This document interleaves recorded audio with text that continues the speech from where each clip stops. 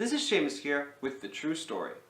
Now at first glance, you might consider me as just another guy sitting in a chair talking about video games. Well, I'll have you know that I'm just some guy sitting in a chair talking about video games. Go figure. Regardless of this, today I'll be covering the PlayStation 3 exclusive title, One Piece, Pirate Warriors. And no, don't worry, I won't be recording the footage like this. I'm better than that.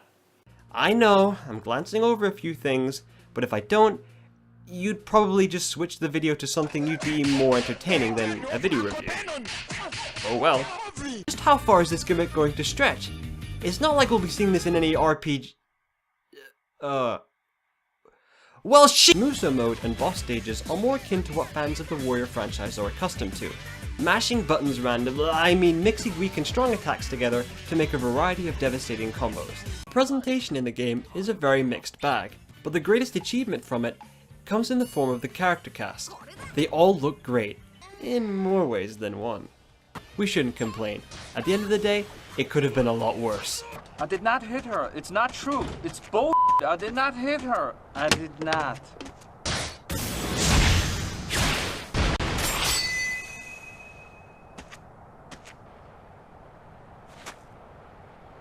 Oh, hi, Mark. This is Seamus here with the True Story. And as you can probably tell, I don't have a fancy camera this time around. So here's a picture of me instead. Enjoy. The game is simply known as Spider-Man. Unoriginal, I know, but at least it sounds less pretentious than something like Spider-Man! Web of Fire! The story the game presents is certainly one that holds your attention. At a science convention, Spider-Man is seen causing mayhem and steals Dr. Octavius' device. What does it do? Why is it so important? Does anybody actually care? Well, I'm glad you asked. Say is that I consider it to be one of the best uses of tension in gaming. It keeps you on edge, and your heart rate won't let up through the whole segment. Neversoft should be commended for pulling this feat off, especially in a comic book game intended for a wide age range. A perfect example of this is the battle against Mysterio. The first section of the fight is no problem, but when he starts shooting lasers, the unpredictable, erratic attacks coupled with the high damage output will make you not only want to pull your hair out, but will also lead you to making your controller a makeshift boomerang. It took me about 30 minutes to finally take Mysterio down, and while I certainly had a sense of satisfaction from it, I also felt like I was one step closer towards a hefty therapy bill. Despite its short length, it's an enjoyable experience. This is Seamus here with the True Story, and I'm going to be straight with you. You dig giant robots, I dig giant robots, heck, we all dig giant robots. But above all else, chicks dig giant robots. Nice. The story is, Gundams fighting final boss robot. There is no story! Combat takes place in a 3D environment, with 4 players split into 2 teams. The goal is to deplete the opponent's team gauge on the top left. Whoever runs out first loses. This is done mainly from ranged combat, with the occasional melee attack thrown in for good measure. Sounds a lot like a simple, mindless shooting game. And surprisingly, no one unit can be considered either useless or overpowered. Unlike certain anime games I know, online play is also available out of the box. It's solid, when you can find a decent match to play.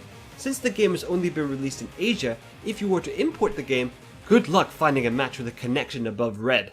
You could make a room to gather English-speaking players.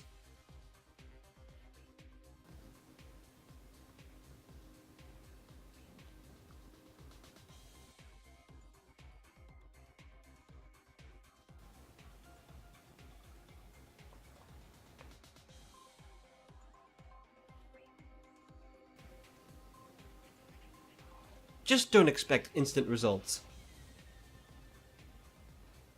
This is Seamus here with the True Story. Now I'm fairly certain a lot of you are thinking I'm only going to be covering games made under the PlayStation brand. But I'm not. So to break that trend, we'll be looking at a game made for Microsoft's noise-making machine, the Xbox 360. And no, I won't be covering games like this one, or this one, or this one, or this one. Might cover that game later. Throughout the course of the series, we get to see the exploits and evolution of Team 7, which includes the likes of a Munchkin, a Goth, Amy Rose, and a Ninja Pirate. While the series did become a success in Japan, it exploded in America, pretty much making Dragon Ball Z seemingly obsolete. With popularity comes products, and products include sexy body pillows! Oh, and video games. 5 Kage Summit is being held, which piques the interest of Sasuke Uchiha, Naruto's rival and best friend. If I wanted to watch badly paced storytelling with obnoxious orange-suited ninjas rather than play a game based on said ninja, I'd just watch the anime series. Believe it! Believe it! Believe it! Believe it! Believe it! Believe it! Believe it! Believe it! Believe it! Believe it! Believe it! Believe it! Never mind. For those of you looking for depth, go back to Blaze Blue or Super Street Fighter 4 Ultra Arcade Edition version 2013.254627. The engine is well implemented as a fighting game, but when that engine is brought into a 3D beat-em-up environment, that praise goes right out the window. Think back to 2005 for a second. We were at the dawn of the 7th generation of consoles with the launch of the Xbox 360. Christopher Nolan forever changed the way we see and hear Batman. And today's topic, Ultimate Spider-Man, was released for pretty much every console on the market, except the PSP. No one liked the PSP. The game then jumps ahead 3 months, changing the events of the comics, as we learn that Spider-Man and Venom may be closer than just being old friends. But at least it's, say it with me, oh so satisfying.